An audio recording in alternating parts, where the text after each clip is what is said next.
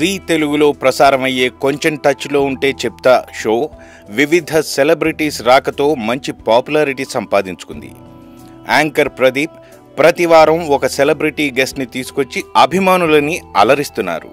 అయితే తాజాగా ఈ షోకి రారండోయ్ వేడుక చూద్దాం hero heroine Naga Chaitanya and Rakul Preet Singh విచ్చేసి సందడి చేశారు.